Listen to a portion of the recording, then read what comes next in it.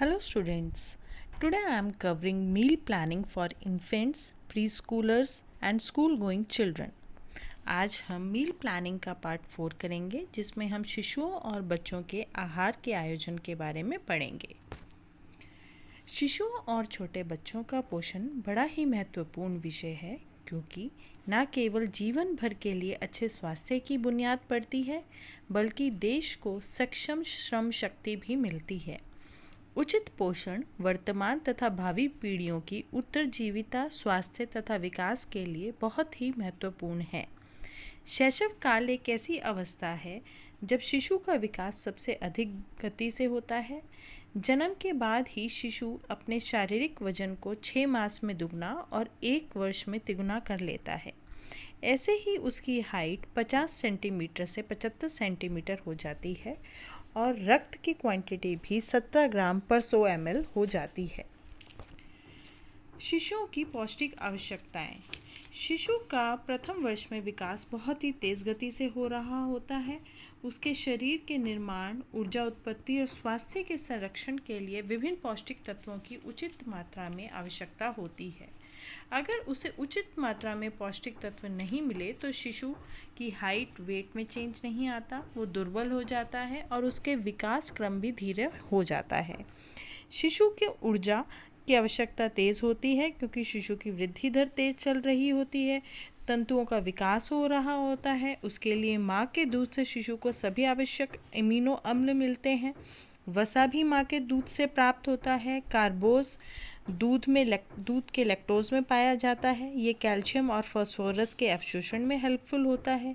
खनिज लवण भी माँ के दूध से मिलता है जो कैल्शियम के रूप में प्राप्त होता है। लोह तत्व भी उचित मात्रा में उसे चाहिए। 6 महीने के बाद शिशु के शरीर में हीमोग्लोबिन का निर्माण होता है। उसकी डाइट में लोह तत्व ज़रूर होने चाहिए। Vitamin A, B1, B2, thiamine की ज़रूरत भी ऊर्जा पर निर्भर करती है। शिशु को विटामिन डी की ज़रूरत 200 से 400 अंतर्राष्ट्रीय इकाई की होती है। खनिज लवण। माँ और गाय के दूध में लोहे के अलावा सभी खनिज लवण होते हैं। विटामिन डी कैल्शियम तथा फास्फोरस को उपयोग करने और बांध कर रखने में हेल्पफुल होता है। शिशु के लिए आहार। माँ का दूध शिशु का प्रथम आहार होता है। नवजात शिशु के लिए माँ का दूध प्राकृतिक भोजन है।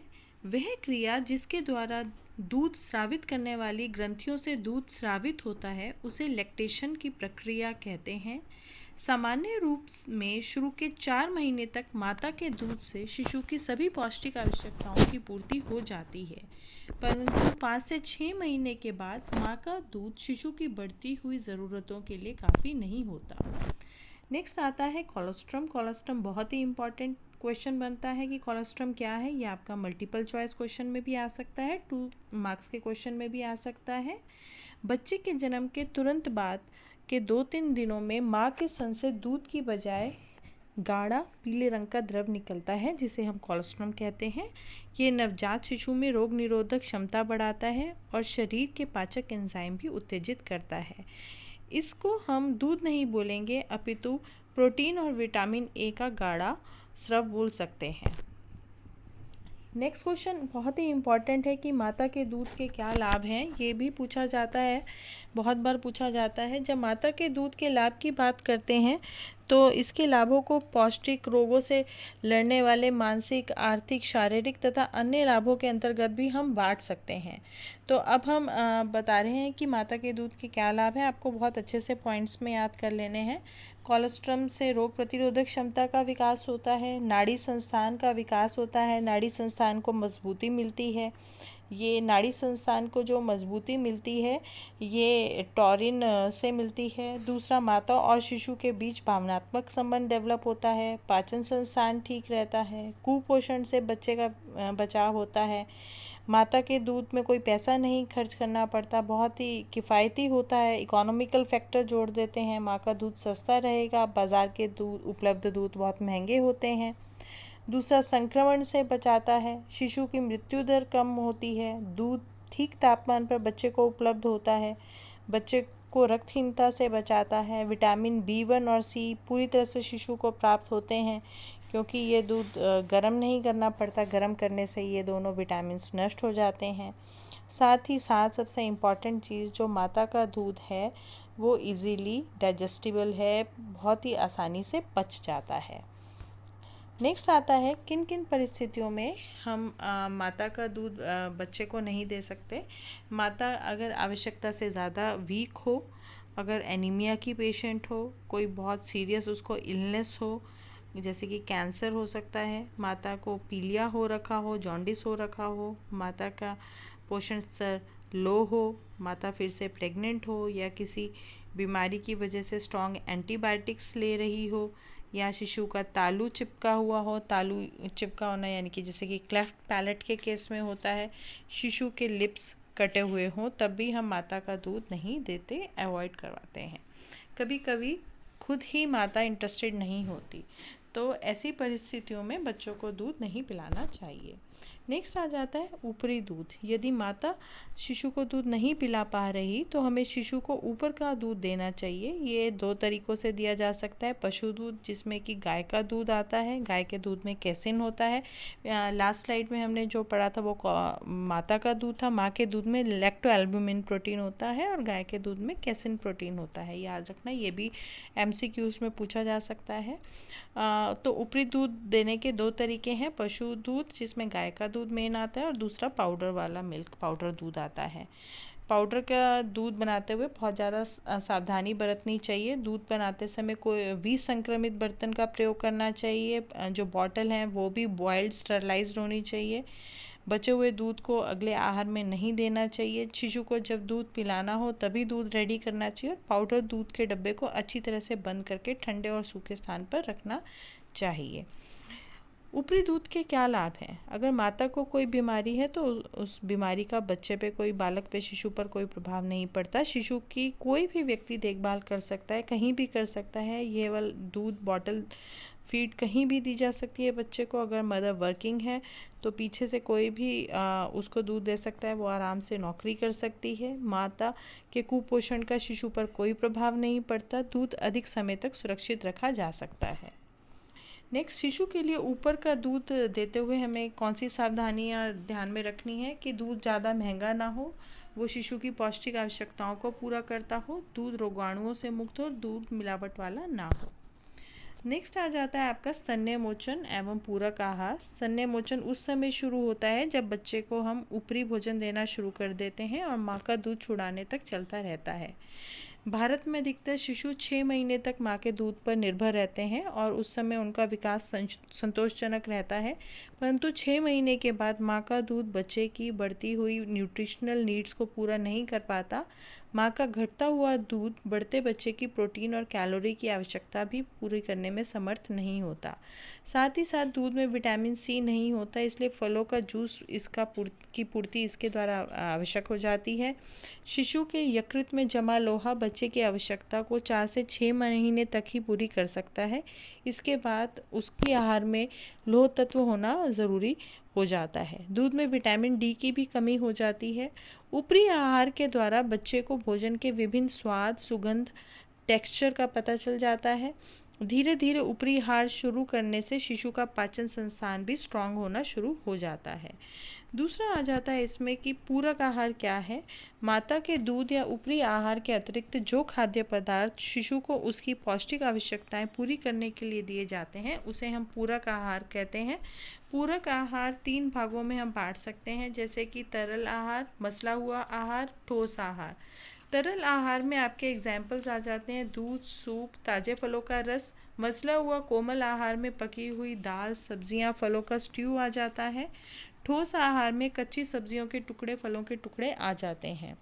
तो अगर हम देखें शिशु के लिए कौन कौन से पूरक आहार हैं, तो हम फलों का जूस, सूप, टमाटर, प्याज, गाजर, पालक, चावल ये सब इंट्रोड्यूस कर सकते हैं। मसला हुआ केला, चीकू, स्ट्यूड सेब, क्रीम दूध मिलाकर पपीता, उबला आड़ू, आम, सूजी को हल्के घी तथा दूध में भूनकर दे सकते हैं। दलिया दे सकते हैं, रागी, साबूदाना, चावलों का पाउडर, कस्टर्ड, नरम उबला अंडा दे सकते हैं, मसली हुई सब्जियां, अच्छी तरह से पकी हुई सब्जियां दे सकते हैं, दही दे सकते हैं, चावलों को पकाकर तथा मसल कर दे सकते हैं, दाल या खिचड़ी भी दे सकते हैं। इन सब में हम हल्का घी या मक्खन भी ऐड कर सकते हैं।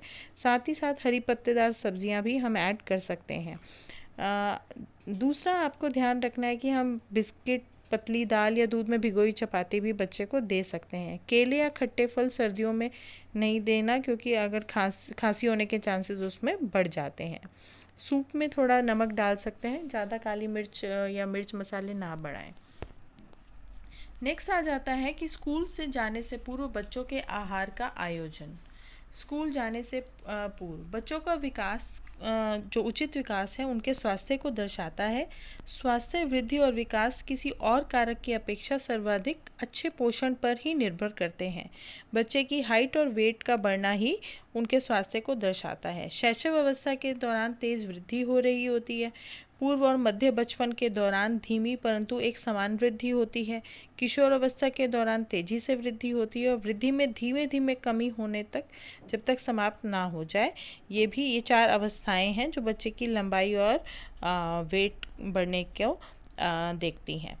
वृद्धि के दौरान शरीर के सभी अंग एक जैसी दर से नहीं बढ़ रहे होते। शैशव अवस्था के दौरान भार की अपेक्षा लंबाई में वृद्धि ज़्यादा हो रही होती है।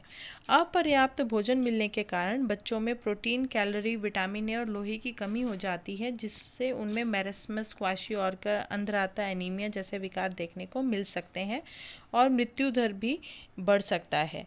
तो इस समय की डाइट हमें बहुत ध्यानपूर्वक बनानी होती है। शैशव अवस्था में जहाँ बच्चे का प्रमुख भोजन दूध था, वही इस अवस्था में सॉलिड डाइट हमने स्टार्ट कर देनी होती है और देखना होता है कि बच्चा सही टाइम पे खाए। दूसरा आ जाता है कि अगर बच्चे अपनी डाइट की तरफ ध्यान नहीं दे रहे हैं तो आपको मील में थोड़ा सा प्रेजेंटेशन में चेंज करके देना है, क्योंकि बच्चे सारा टाइम खेल में बिज़ी रहते हैं, उनको खाना खाने में इंटरेस्ट नहीं होता। तो ये पेरेंट्स की या मदर्स की स्पेशली जिम्मेदारी हो जाती है कि बच्चों को अच्छे से खाना सर्व किया जाए।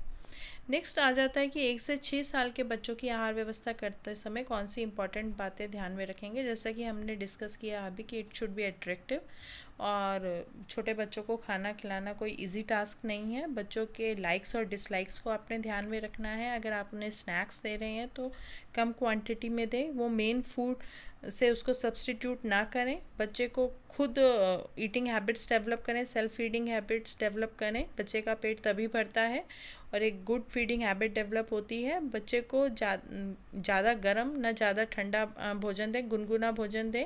मिर्च मसाले तला हुआ भोजन ना दें। उसको कच्चे फल, फ्रूट्स, वेजिटेबल्स, सैलेड्स काट के दें फिंगर फूड्स की फॉर्म में, कि वो उंगलियों में पकड़ें, अपने हाथ से पकड़ें और खा लें। कलरफुल उनका भोजन हो, उनकी जो कटलरीज हैं, प्लेट्स हैं, वो भी कलरफुल और अट्रैक्टिव हो तो वो फटाफट खाते हैं खाना। उनकी रुचि का भोजन बनाएं। चाय कॉफ़ी ना दें उनको, और बच्चा जब भी खाए तो आसपास अच्छा सुगंध एनवायरनमेंट होना चाहिए। और बच्चों की डाइट के बीच में अंतर नहीं होना चाहिए, नहीं तो बच्चे ज़िद पे आ जाते हैं और रोने लग जाते हैं और खाना नहीं खाते। तो उनका एक फिक्स्ड ईटिंग शेड्यूल बना सकते हैं। नेक्स्ट, स्कूल जाने वाले बच्चों के लिए आहार का आयोजन।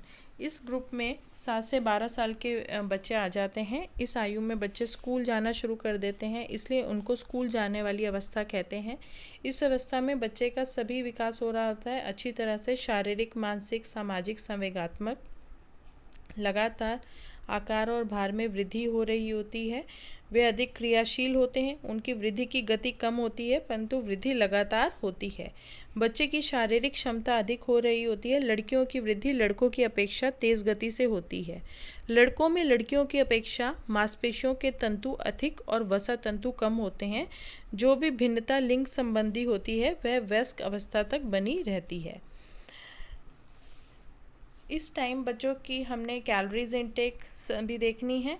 सबसे पहले हम बात करते हैं नाश्ते की। तो बच्चे को सुबह जल्दी उठाना चाहिए ताकि वे अपने नाश्ते को अधिक समय दे सके। नाश्ता अट्रैक्टिव होना चाहिए। स्कूल जाने वाले बच्चे के नाश्ता समय से पहले तैयार कर दिया जाए।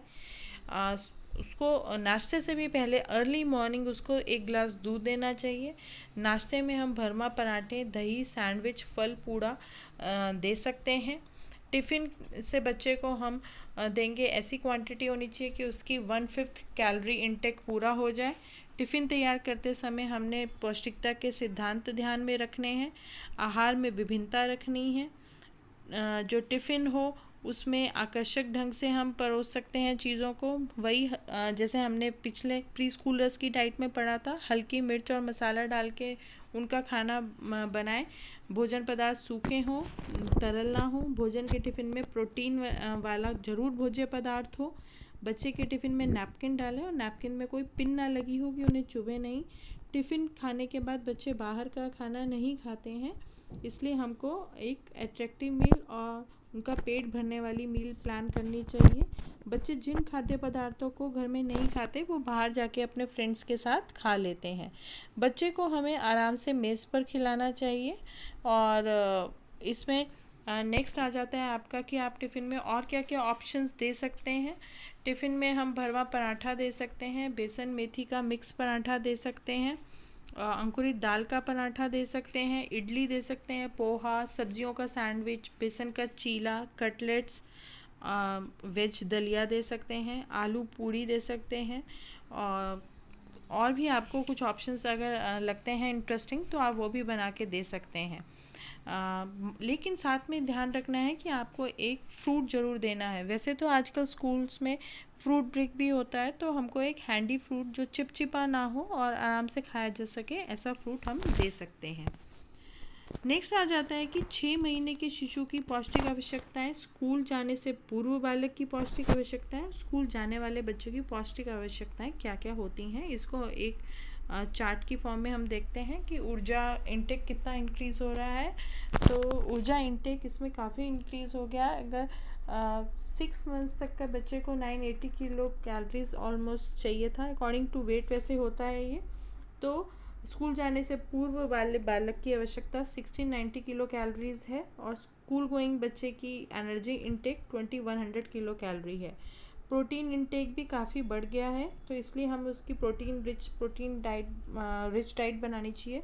दूध की सर्विंग, दाल की सर्विंग वो इंक्रीज़ की जा सकती है। स्प्राउट्स, अंकुरित दालें डाली जा सकती हैं, सोयाबीन डाला जा सकता है। इसमें हम नट्स डाल सकते हैं, ड्राई फ्रूट्स यानी कि वो डाल सकते हैं हम। इसके अंदर मूंगफली का इंटेक बढ़ा सकते हैं। दूसरा, कैल्शियम इंटेक भी इंक्रीज़ हो रहा है। और लोहा, क्योंकि लोहा उसकी बॉडी अब खुद बनाने लगी है, तो उसकी डाइट में बच्चे की 6 मंथ्स के बाद से उसकी डाइट में लोहा रिच, आयरन रिच भी फूड आइटम्स होने ज़रूरी हैं। आशा करती हूँ कि आपको ये वीडियो पसंद आया होगा। Thanks for watching.